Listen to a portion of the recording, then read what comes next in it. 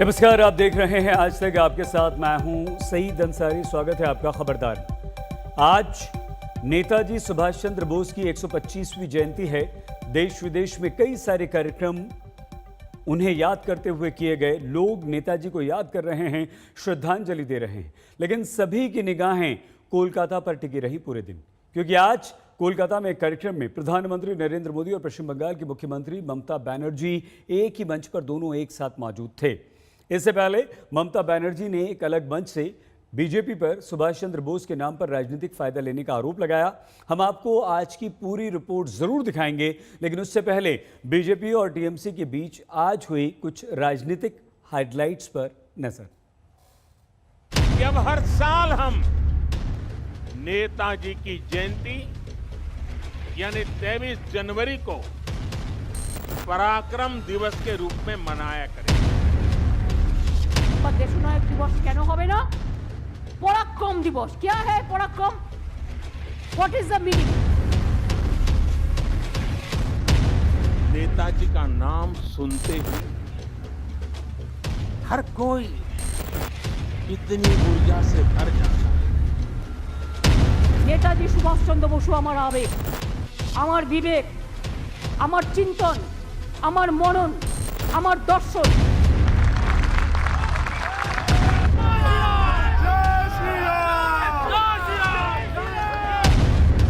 लेकिन किसी को आमंत्रण करके, निमंत्रित करके उसको बेइज्जत करना ये आपको शोभा नहीं देता। जय हिंद, जय हिंद, जय हिंद, जय हिंद, जय हिंद, जय बांग्ला।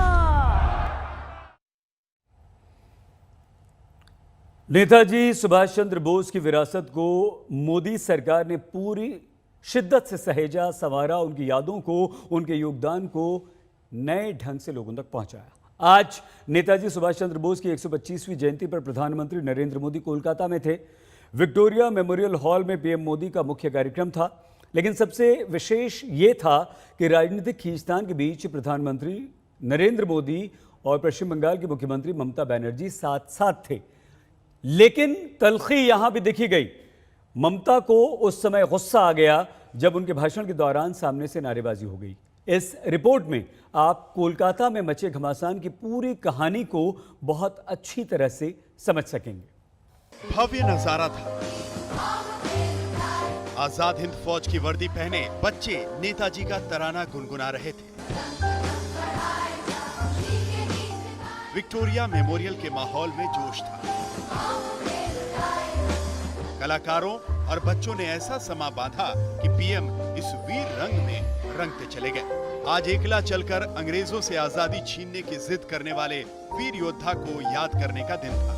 कौन नहीं जानता प्रधानमंत्री नरेंद्र मोदी का नेताजी से लगाव, कौन नहीं जानता नेताजी के प्रति उनकी श्रद्धा। जब भी मौका आया, नेताजी के प्रति पीएम मोदी की भावनाएं पूरे आदर के साथ छलकी।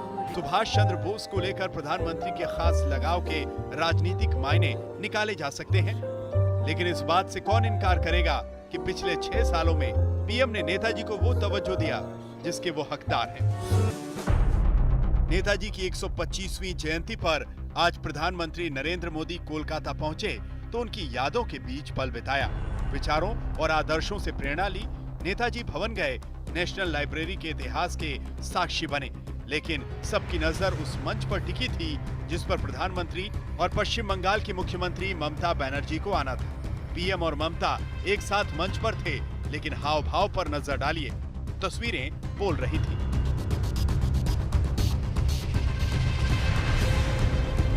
मेरे को तो लगता है प्रधानमंत्री के बोलने से ठीक पहले ममता ने माइक थामा और बोलना शुरू ही किया था कि सामने से नारेबाजी हो गई। इसके बाद क्या था? ममता का गुस्सा भड़क गया और वो तमतमा गई। मेरे को तो लगता है कि गवर्नमेंट का प्रोग्राम का कोई डिग्निटी होना चाहिए। एक गवर्नमेंट का प्रोग्राम है, कोई पॉलिटिकल पार्टी का प्रोग्राम नहीं है। ऑल पॉलिटिकल पार्टी का और गवर्नमेंट का पब्लिक का प्रोग्राम है। मैं तो आभारी हूँ प्रधानमंत्री जी का, कल्चरल मिनिस्ट्री का, कि आप लोगों ने कोलकाता में प्रोग्राम बनाया।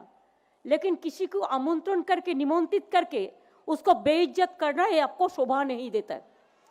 मैं फिर आप लोगों को कहेंगे यही on protest of that I am not telling anything. जय हिंद, जय बांग्ला।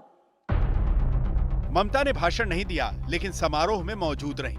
इसके बाद प्रधानमंत्री ने ऐतिहासिक विक्टोरिया मेमोरियल के मंच से देश की आन बान और शान रहे सुभाष चंद्र बोस की पूरे जीवन को शब्दों में पिरो दिया। हिंदुस्तान का एक एक व्यक्ति नेताजी सुभाष बाबू का ऋणी है। 130 करोड़ से ज्यादा भारतीयों के शरीर में बहती रक्त की एक एक बूंद नेताजी सुभाष की ऋणी है। ये ऋण हम कैसे चुकाएंगे? ये ऋण क्या हम कभी चुका भी पाएंगे? देश का एक तबका ये मानता है कि नेताजी को वो सम्मान नहीं मिला जिसके वो हकदार थे, लेकिन पिछले 6 साल में मोदी सरकार ने नेताजी को तवज्जो देने में कोई कोर कसर बाकी नहीं छोड़ी। ये मेरा सौभाग्य है कि आजादी की उस पहली झलक को सुरक्षित रखने के लिए 2018 में हमने अंडमान के उस द्वीप का नाम नेताजी सुभाष चंद्र बोस द्वीप रखा। देश की भावना को समझते हुए नेताजी से जुड़ी फाइलें भी हमारी सरकार ने सार्वजनिक की। ये हमारी ही सरकार का सौभाग्य रहा जो 26 जनवरी की परेड के दौरान आईएनए वेटरन्स परेड में शामिल हुए थे। जब आजादी के नायकों की बात आती है तो नेताजी सुभाष चंद्र बोस का नाम हमें गौरव से भर देता है, नई ऊर्जा देता है। प्रधानमंत्री ने आज इसी गौरव को आत्मनिर्भर भारत से जोड़ दिया।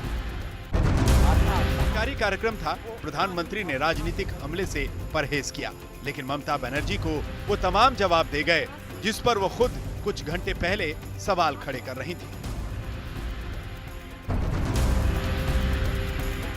इन आयोजनों से बरबस सरदार पटेल की याद आती है, जिनकी विरासत को भी पीएम मोदी ने ऐसा ही सम्मान और संरक्षण दिया। गुजरात में पटेल की विशाल प्रतिमा, पटेल की जयंती पर भव्य कार्यक्रम और अब सुभाष बाबू की याद में आयोजनों का यह सिलसिला।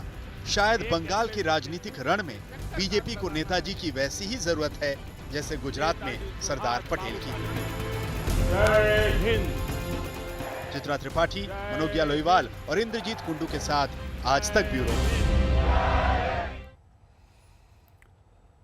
ममता के जय श्री राम पर भड़कने को लेकर राजनीति काफी तेज हो गई है। बीजेपी नेताओं ने ममता बनर्जी को घेरना शुरू कर दिया है।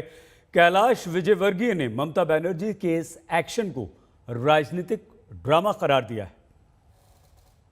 देखिए, मुझे नहीं लगता कि जय श्री राम से उनको चिढ़ना चाहिए, पर ये उनकी सोची समझी राजनीति का हिस्सा है। ये चुनाव आ रहे हैं, उनको अल्पसंख्यक के वोट चाहिए, बस इस मंच का उन्होंने लाभ उठा लिया।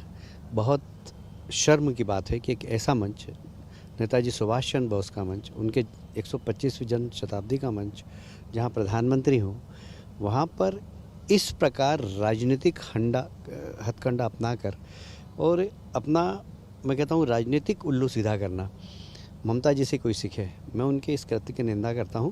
और जय श्री राम या भारत माता की जय इस देश में अगर गाली है तो फिर उन्हें सोचना चाहिए कि किस देश में रहना उन्हें। लेकिन जब बात कर रहे हैं तो वो कह रही हैं कि ये अगर केंद्र सरकार का कार्यक्रम है तो उसमें इस तरह की नारेबाजी क्यों हो रही है? नहीं, इसमें क्या बुराई है? किसी का भी कार्यक्रम हो, यदि प्रधानमंत्री खड़े हुए किसी ने जय श्री राम का नारा लगाया तो इसमें क्या बुराई है? आज बीजेपी ने सुभाष चंद्र बोस की जयंती पर पराक्रम दिवस मनाया तो टीएमसी देश नायक दिवस। ममता बनर्जी ने कोलकाता की सड़कों पर 9 किलोमीटर पैदल चलकर नेताजी को श्रद्धांजलि दी तो बीजेपी पर जमकर निशाना भी साधा। टीएमसी के कार्यक्रम में ममता बनर्जी ने आरोप लगाया कि बीजेपी सुभाष चंद्र बोस की विरासत को हथियाने की कोशिश कर रही है। ममता बनर्जी ने न सिर्फ आरोप लगाए बल्कि सिलसिलेवार बीजेपी पर निशाने भी साधे।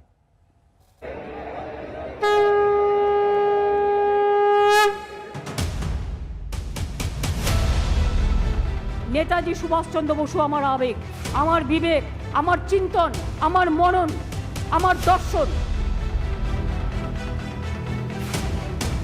देशनायक दिवस क्यों होबे ना? पराक्रम दिवस। क्या है पराक्रम? What is the meaning? Joy Hind! Joy Hind! Bande Mataram! Subhash Bose Jindabad! Joy Bangla! Joy Bangla! वैसे तो नेताजी सुभाष चंद्र बोस की जयंती हर साल इतनी ही धूमधाम से मनाई जाती है, लेकिन इस बार बहुत कुछ खास था। नेताजी को अपना बनाने की रेस थी, विरासत पर जंग छिड़ी थी। नेताजी की जयंती पर ममता बनर्जी 9 किलोमीटर लंबी पदयात्रा कर श्रद्धांजलि दे रही थी। ये टीएमसी स्टाइल है। भीड़ भाड़ वाले इलाकों से गुजरती ममता की पदयात्रा आम बंगालियों से जुड़ने का सबसे रोचक जरिया रहा है।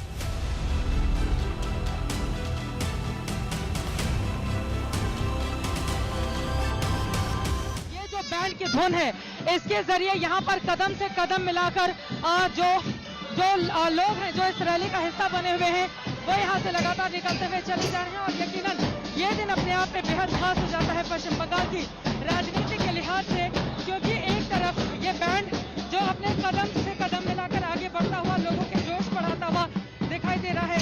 और यकीनन आज का ये दिन काफी ज्यादा महत्वपूर्ण। जुलूस का नेतृत्व खुद ममता बनर्जी संभाल रही थी। आगे आगे ममता और पीछे पीछे टीएमसी के नेता और समर्थकों की लंबी कतार। लेकिन इस पदयात्रा में सबसे बढ़कर वो सियासत है जो कि नेताजी सुभाष चंद्र बोस के नाम पर छिड़ी है। पदयात्रा खत्म कर जब ममता ने मंच संभाला तो नेताजी की विरासत पर वर्चस्व की लड़ाई खुलकर सामने आ गई। अपने पहले ही वार में मोदी सरकार से ममता ने पूछा, नेताजी के लिए इतनी श्रद्धा है तो जयंती पर सरकारी छुट्टी क्यों नहीं घोषित करते? नेताजी सुभाष चंद्र बोसके जानते होबे। আমরা অনেকে ভুলে যাই ছুটির দিন হিসেবে কাটাই। ছুটির দিন হিসেবে আমরা নিশ্চয়ই কাটাবো। কেন্দ্রীয় সরকার কিন্তু আজ পর্যন্ত ছুটির দিন ডিক্লেয়ার করেনি। আমাদের দুঃখ আছে। আমি এটাকে পরিষ্কারভাবে প্রতিবাদ জানিয়ে বলছি, নেতাজি সুভাষচন্দ্র বোসের জন্মদিনে জাতীয় ছুটির দিবস ঘোষণা করতেই হবে। तेरे मेरे की जंग पूरे जोर पर है। बीजेपी पराक्रम दिवस मना रही है तो टीएमसी देश नायक दिवस मनाकर जवाब देने पर तुली है। ममता ने पराक्रम शब्द पर ही सवाल उठा दिया। सुभाष चंद्र बोस देश नायक थे, इसीलिए उन्होंने कहा कि हम देश नायक दिवस मना रहे हैं। সেই জন্মদিনটা দেশপ্রেমিক দিবস বা দেশনায়ক দিবস কেন হবে না? পরাক্রম দিবস। क्या है পরাক্রম? What is the meaning? যদি কিচ্ছু না আমাকে পছন্দ না করুক রাজনৈতিকভাবে, কেন্দ্রীয় সরকার যদি আমাকেও একটু জিজ্ঞেস করতো, আরে আমায় ছেড়ে দাও, সুগত সুমন্তদের জিজ্ঞেস করতে পারতো যে বলো কোন ওয়ার্ডটা ইউজ করা উচিত। ममता बनर्जी ने चुन चुन कर हमले किए। सवाल उठाए कि बीजेपी चुनाव से पहले नेताजी की विरासत को हथियाना तो चाहती है, लेकिन नेताजी के नाम पर एक मॉन्यूमेंट नहीं बना सकती। ममता का सियासी तंज सुनिए। আজকে আপনারা তো করছেন 14,000 কোটি টাকা দিয়ে সংসদ তৈরি করছেন নতুন করে, প্রয়োজন ছিল না এক্ষুনি। আপনারা হাজার হাজার কোটি টাকা দিয়ে প্লেন কিনছেন, প্রয়োজন ছিল না এক্ষুনি। কিন্তু একবারও তো বললেন না একটা আজাদ হিন্দ ফৌজ, একটা ময়দান, একটা মনুমেন্ট হওয়া উচিত। ममता के तर्कश में सियासी बाण बांग्ला अस्मिता की ताकत से लैस थे। ममता ने अगला निशाना सीधे प्रधानमंत्री नरेंद्र मोदी पर साधा और सवाल दागे, नेताजी दिल के इतने करीब हैं तो क्यों प्लानिंग कमीशन का नाम बदल दिया? ये जानते हुए कि प्लानिंग कमीशन की परिकल्पना नेताजी सुभाष चंद्र बोस की थी। ভারতবর্ষের প্ল্যানিং কমিশন কে তৈরি করেছিলেন? নেতাজি সুভাষচন্দ্র বোস। জয় হিন্দ কার স্লোগান? নেতাজি সুভাষচন্দ্র বোস। আজকে আমরা দেখলাম ক্ষমতায় এসে প্ল্যানিং কমিশনটা আমাদের হারিয়ে গেল। ভারতবর্ষের প্ল্যানিং কমিশন তুলে দেওয়া হলো, তুলে দিয়ে একটা নীতি আয়োগ তৈরি করা হলো। নীতি আয়োগ তৈরি হতেই পারতো প্ল্যানিং কমিশনটাকে রেখে। আমার এখনো ममता आज पूरी तरह चुनावी मूड में थी। आक्रामक लहजे में सवाल पूछे कि नाम बदलने का दौर है, शहरों के नाम बदले जा रहे हैं, संस्थाओं के नाम बदले जा रहे हैं, तो फिर क्यों कोलकाता पोर्ट ट्रस्ट का नाम नेताजी के नाम की जगह श्यामा प्रसाद मुखर्जी के नाम पर रखा गया? এবার আপনারা বলুন কেন নেতাজি সুভাষচন্দ্র বোসের নামে ডক তার নামটা উঠিয়ে দেওয়া হবে? কিসের জন্য? নেতাজি সুভাষচন্দ্র বোস ইন্টারন্যাশনাল এয়ারপোর্ট আমি করিয়েছিলাম রাজীব গান্ধীকে দিয়ে, যখন উনি প্রধানমন্ত্রী ছিলেন এটা আমি করিয়েছিলাম, এটা মাথায় রাখবেন। তাই আমরা সিদ্ধান্ত নিয়েছি। ममता बनर्जी आक्रामक है। आज उन्होंने बीजेपी पर सवालों का जखीरा दागते हुए दो बातें साबित करने की कोशिश की। पहली ये कि टीएमसी बांग्ला अस्मिता की झंडा बरदार है और दूसरी ये कि बीजेपी की बांग्ला अस्मिता का प्रेम छलावा है। नाराजगी कोई नई बात नहीं है, नाराजगी उनके जीवन का, उनके अंदाज का एक पहलू है, लेकिन कब कहाँ किससे कैसे नाराज हो जाएंगे यही सबसे बड़ी असमंजस की स्थिति होती है। आज जब मंच पर ममता बनर्जी चढ़ी, जैसे ही बोलना शुरू किया उस समय जो नारेबाजी हुई उससे फिर ममता बनर्जी ने पहले तो ये कह दिया कि ये कोई तरीका नहीं है किसी का भी स्वागत करके उसके बाद उसे असम्मानित करने का, तो वहीं साथ ही साथ ये भी कह दिया कि ये राजनीतिक कार्यक्रम है, कि ये केंद्र सरकार का कार्यक्रम है। सवाल एक के बाद एक खड़े किए, लेकिन उसके साथ साथ जिस मंच पर खड़ी थी वहां से हटकर जाकर अपनी कुर्सी पर वापस बैठ गई। नेताजी के नाम पर भावनाओं को भुनाने का अभियान जिस अंदाज में चल रहा है उससे बंगाल की चुनावी डगर की मुश्किलों का भी पता चल जाता है। इस जंग में कोर कसर छोड़ने की संभावना कतई नहीं रही, इसीलिए नेताजी के नाम पर भी बीजेपी टीएमसी का आमना सामना हो रहा है। चित्रा त्रिपाठी के साथ इंद्रजीत कुंडू, कोलकाता, आज तक।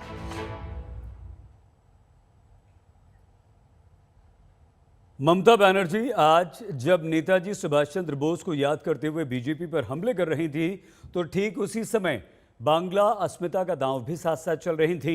उन्होंने याद दिलाया कि कोलकाता कभी देश की राजधानी हुआ करती थी, इसीलिए उसका दर्जा भी दिल्ली के मुकाबले कम नहीं होना चाहिए। ममता बनर्जी ने केंद्र सरकार के सामने प्रस्ताव रख दिया कि देश की एक नहीं बल्कि 4 राजधानियां होनी चाहिए, मतलब पूर्व, पश्चिम, उत्तर और दक्षिण में एक राजधानी। কলকাতা একদিন ভারতবর্ষের রাজধানী ছিল। যে কলকাতা একদিন মনে রাখবেন কলকাতা থেকে ভারতবর্ষ ইংরেজরা চালাতো। এমনি এমনি কলকাতাকে সিলেক্ট করা হয়েছিল। তেমনি যদি তাই হয় তাহলে আজকে ভারতবর্ষের একটা রাজধানী কলকাতা কেন হবে না? আমি তো মনে করি ভারতবর্ষের একটা রাজধানী কলকাতা হতে হবে। আমি সেন্ট্রাল গভর্নমেন্টকে আবার বলবো, ভারতবর্ষের রাজধানী ভারতবর্ষের 4টে প্রান্তে, একটা দক্ষিণ, একটা উত্তর, একটা পূর্ব, একটা নর্থ ইস্টার্ন করা উচিত বলে আমি মনে করি। একটা রাজধানী কেন থাকবে? 4টে থাকবে।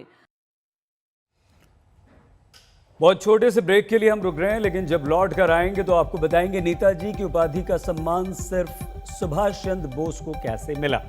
देखते रहिए आज तक।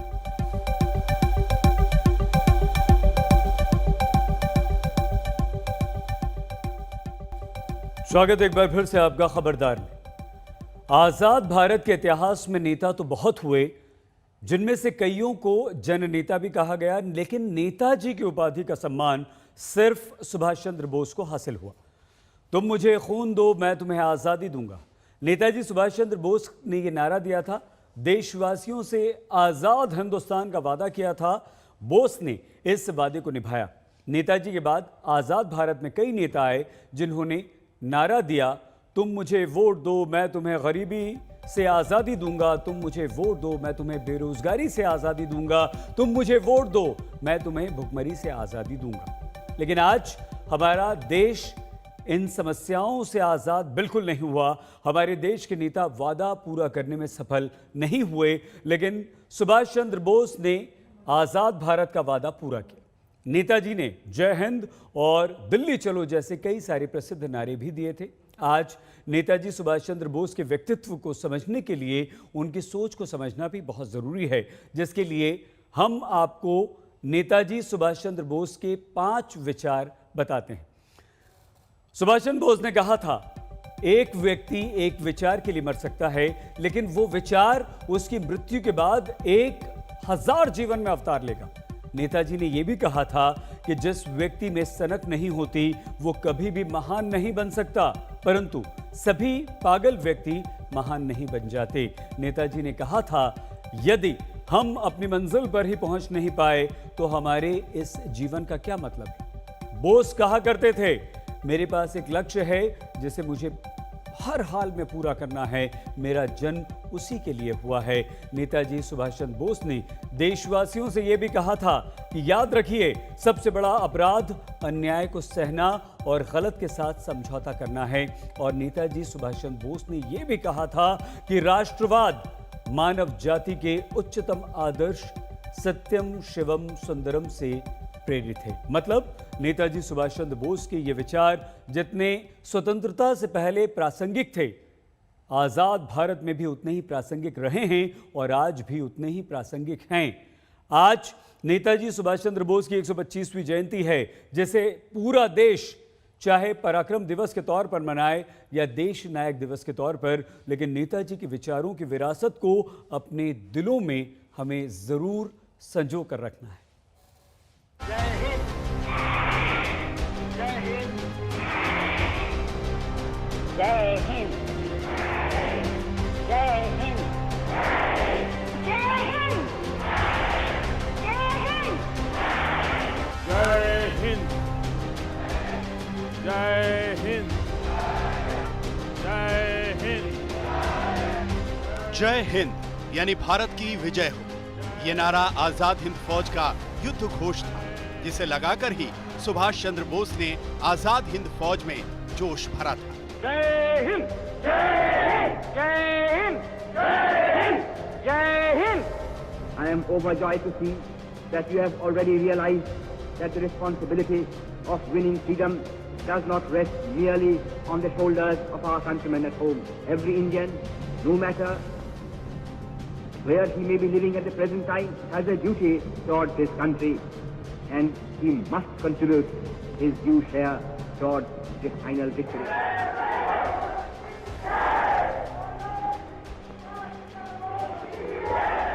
बोस पराक्रमी थे, इसीलिए उनके जन्मदिन को पराक्रम दिवस के तौर पर भी मनाया जा सकता है। देश ने यह भी तय किया है कि अब हर साल हम नेताजी की जयंती यानी 23 जनवरी को पराक्रम दिवस के रूप में मनाया करेंगे। और बोस देश के नायक भी थे, इसीलिए आज के दिन को आप देश नायक दिवस भी कह सकते हैं। বা দেশনায়ক দিবস কেন হবে না? পরাক্রম দিবস। क्या है पराक्रम? What is the meaning? लेकिन जिन सुभाष चंद्र बोस की नजरों में देश की आजादी के सामने कांग्रेस अध्यक्ष का पद पानी भरता था, वो बोस किसी दल विशेष के नहीं हो सकते। बोस पूरे देश के नेताजी थे, नेताजी हैं और नेताजी रहेंगे।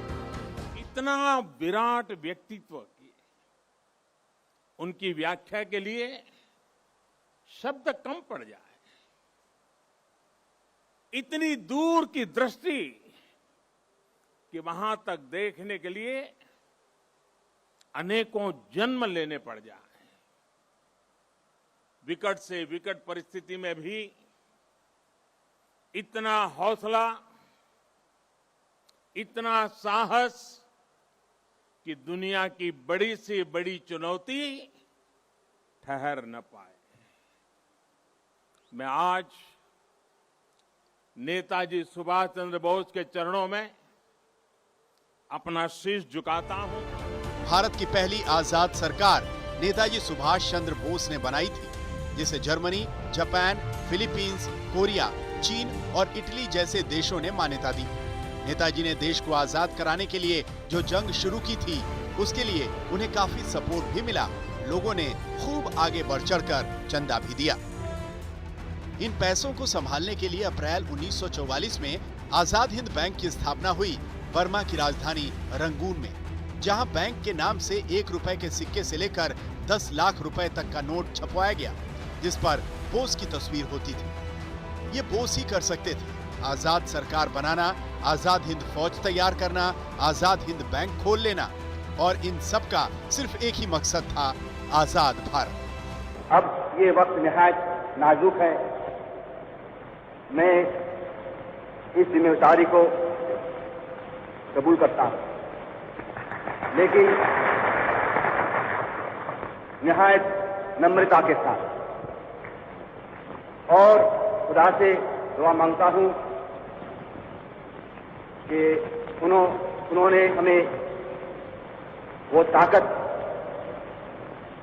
वो जोश और वो बहादुरी दें जिससे हम अपने हमवतनों की पूरी मर्जी के मुताबिक लड़ाई लड़ी और हिंदुस्तान को आजादी पहुंचा। बोस ने देश के बाहर रहकर भारत की पहली आजाद सरकार बनाई। देश की आजादी के लिए पहले सैन्य अभियान के लिए आजाद हिंद फौज भी बोस ने तैयार की थी। भारत के राष्ट्रीय ध्वज के तौर पर तिरंगे को पहला प्रणाम भी बोस ने किया था। वो बोस ही थे जिन्होंने 30 दिसंबर 1943 को अंडमान निकोबार में पहली बार तिरंगा फहराया। जनगण मन को सबसे पहले भारत का राष्ट्रगान घोषित करने वाले भी बोस ही थे और जुलाई 1943 में सिंगापुर से दिल्ली चलो का नारा देने वाले भी बोस ही थे। हमारे सामने एक ही प्रोग्राम रहेगा, फाइटिंग प्रोग्राम। लड़ाई का इंतजाम करना, लड़ाई शुरू कर देना और कामयाब करना लड़ाई। जब हम फिर लाल किले दिल्ली में जाकर वहां हमारे विक्ट्री परेड करेंगे। देश से बाहर रहकर देश की आजादी के लिए बोस ने जो किया वो अतुलनीय है। वो देश की आजादी के लिए ब्रिटेन के खिलाफ दुनिया का समर्थन जुटाने के लिए देश देश घूमे। उनको इस बात में कोई संशय नहीं था कि आजादी देश की झोली में अपने आप आकर गिरेगी।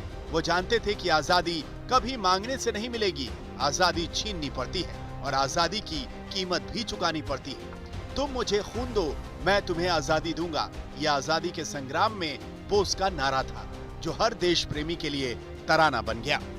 हमें अपना खून बहाना है, हमें कुर्बानी उठाना है, सब रुकावटें का सामना करना है, आखिर में कामयाब होना। हमारे हाथ में है क्या? हमारे रास्ते में आएगी भूख, प्यार, तकलीफें, विपदें, मौत।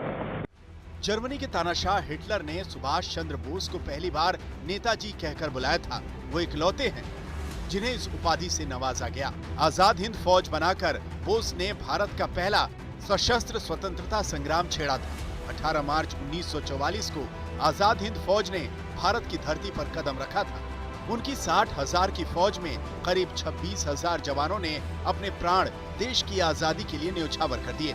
वो जानते थे कि वो शायद आजाद भारत की सुबह नहीं देख पाएंगे, इसीलिए लेकिन वो ये भी जानते थे कि हिंदुस्तान को आजाद होने से कोई रोक नहीं सकता। कोई नहीं कह सकता है कि लोग इस जंग में शरीक होंगे, उनसे कितने लोग निकलेंगे जिंदा हो। कोई बात नहीं है हम जिंदा रहेंगे या तो मरेंगे, कोई बात नहीं है। बात कोई सही बात यह है, आम बात यह है, आखिर में हमारी कामयाबी होगी, हिंदुस्तान आजाद होगा। 2 साल पहले 18 अगस्त 1945 को जापान में एक विमान दुर्घटनाग्रस्त हुआ जिसमें बोस की मृत्यु होने की खबर आई। लेकिन आज तक नेताजी की मौत पर अलग अलग मत हैं। लेकिन इस बात पर पूरा देश एकमत है कि असल मामले में स्वतंत्रता संग्राम के नेताजी तो बोस ही थे। आज तक ब्यूरो। नेताजी सुभाष चंद्र बोस ने आज़ाद भारत के लिए देश से बाहर रहकर जो लड़ाई लड़ी, उसने अंग्रेज़ों के ताबूत में आखिरी कील गाड़ने का काम किया। आज नेताजी की 125वीं जयंती पर पूरा देश उन्हें याद कर रहा है और इस अवसर पर हमने आज सुभाष चंद्र बोस की बेटी अनीता बोस से खास बातचीत की, जो आज खुश तो बहुत हैं लेकिन उनके मन में इस बात का मलाल भी है कि उनके पिता को उचित सम्मान नहीं मिला जिसके वो हकदार थे। How would you like to remember Netaji today and what are your feelings on how it's being celebrated in India? Well, namaskar and Jai Hind to all of you. I think it is very gratifying for my father that after so many years people do remember him, to love him and to admire him, and I think he has given a lot for his country, but if he were to know that this happened, I think he would feel very gratified. Anita, do you have a feeling where a lot of people within India feel that he was not given his due place in India's history? The kind of freedom struggle that he led for India, the way he challenged the Britishers, the way he led a whole army in foreign land and he tried to combat the Britishers. Do you feel that he has not been given his due place in India's history? To some extent that is certainly true, but that also was caused by the fact that in the beginning, the beginning years of after independence, many of the documents were not yet available, and for example later on when they became declassified, it turned out that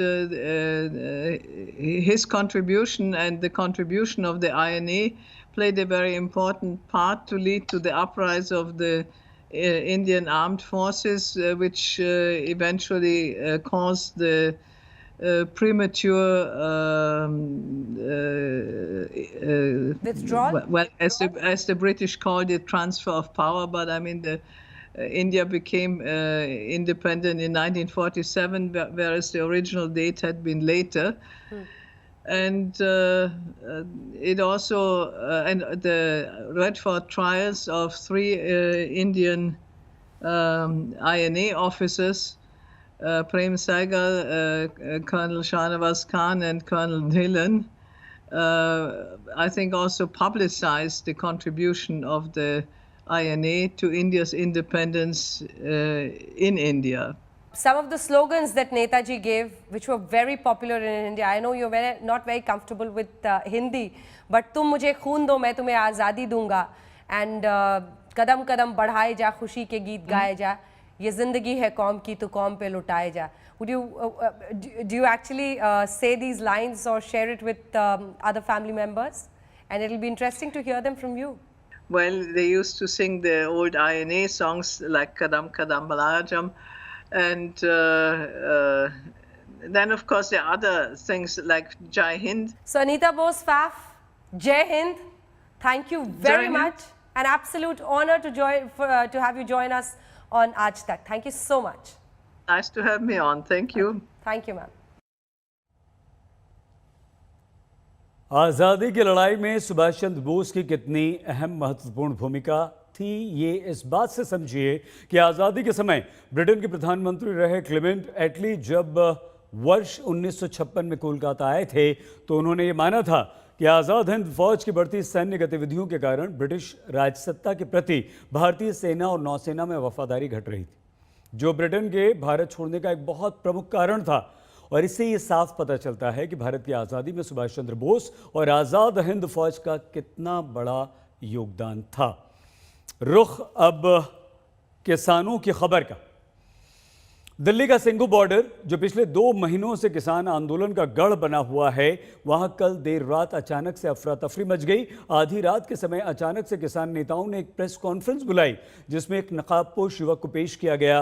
किसानों ने आरोप लगाया कि पकड़ा गया युवक 26 जनवरी को किसानों की ट्रैक्टर परेड में हिंसा फैलाने की साजिश का एक मोहरा है, जिसे 4 किसान नेताओं की हत्या करने के लिए सिंघू बॉर्डर भेजा गया था।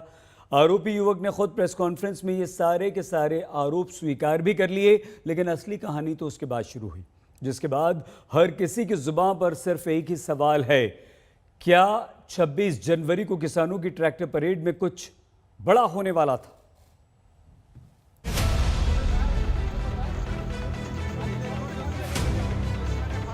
अभी आधी रात का वक्त, सिंघू बॉर्डर पर अचानक अफरा तफरी मच गई। कुछ लोग एक शख्स को ऐसे पकड़ कर ले जा रहे थे जैसे पुलिस आमतौर पर अपराधियों को दबोच कर ले जाती है।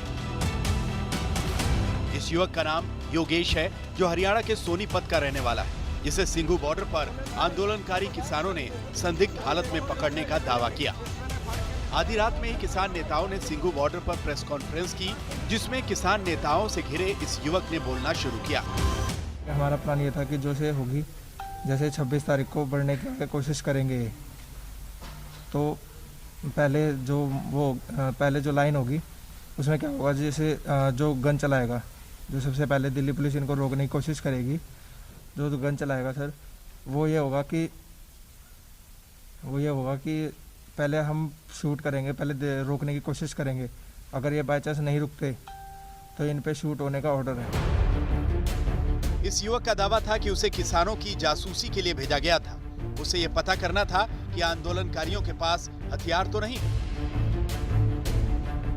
वो 19 जनवरी से सिंघू बॉर्डर किसान आंदोलन की रेकी कर रहा था। वो और उसकी टीम 26 जनवरी को ट्रैक्टर रैली के दौरान हिंसा फैलाने की साजिश में शरीक थे। लेकिन इस युवक ने एक और बड़ा और सनसनीखेज खुलासा किया।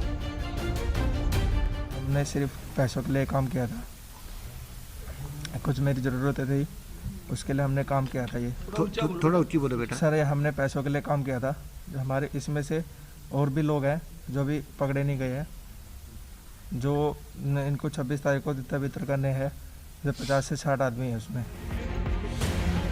किसान नेताओं ने दावा किया कि युवक को हथियार मुहैया कराए गए थे। प्लान था कि 26 जनवरी को जब किसान ट्रैक्टर परेड निकालें तो पुलिस पर गोलियां चलाई जाएं। पुलिस को लगेगा कि किसानों ने उन पर फायरिंग शुरू कर दी और इस तरह से पूरे आंदोलन को हिंसक रूप दिया जा सके, तितर-बितर किया जा सके। ट्रैक्टर परेड के दौरान राष्ट्रीय झंडे का भी अपमान करने की योजना थी ताकि लोगों की भावनाओं को भड़काया जा सके। किसान नेताओं को गोली मारने की भी योजना थी। वो रैली निकालनी थी, उसमें किसानों की तरफ से फायरिंग करनी थी कि ये बोला जाए कि ये किसान पुलिस पर फायरिंग कर रहे हैं। किसानों का दावा था कि इस युवक को 4 किसान नेताओं की हत्या करने के लिए भेजा गया था, जिसकी तस्वीरें भी उनको दी गई थी और ये सब उसे करने के लिए कहा था हरियाणा में राई थाने के एसएचओ प्रदीप सिंह ने। लेकिन जब आज तक ने पड़ताल की तो पता चला कि राई थाने में तो कोई प्रदीप है ही नहीं। वहाँ के एसएचओ विवेक मलिक से आज तक ने फोन पर बात की। तो ये प्रदीप कौन है? मतलब अगर आपने पता इंक्वायरी की, चूंकि एसएचओ राई आप हैं। जी, मैं नहीं जानता। मेरे पास मेरे स्टाफ में कोई प्रदीप नाम का सिपाही भी नहीं है। देखो, प्रदीप नाम तो बहुत सारे होंगे। अब ये थोड़ी है कि प्रदीप कोई राई से है या कहीं से, कोई भी हो सकता है जी। लेकिन अपना ये है, पिछले 7.5 महीने से राई हूँ। मैं सिर्फ पुलिसिंग करता हूँ। पुलिसिंग के सिवाय एक्स्ट्रा जो वर्क है मैं उनकी तरफ बिल्कुल मेरा कोई ध्यान नहीं है। अब ये कौन है क्या है नहीं पता है। मैं तो खुद, ये मेरे लिए वो बात है। एक बहुत छोटे से ब्रेक के लिए हम यहाँ पर रुक रहे हैं। जैसे ही लौट कर आएंगे तो बजट से पहले वित्त मंत्रालय में हुई हलवा सेरेमनी देखते रहिए आज तक। नमस्कार, मैं हूं अंजना ओम कश्यप। हमें उम्मीद है ये वीडियो आपको पसंद आया होगा। लेटेस्ट खबरों के लिए यूं ही देखते रहिए आज तक और इस वीडियो के पसंद आने पर लाइक, शेयर एंड सब्सक्राइब करना ना भूलें।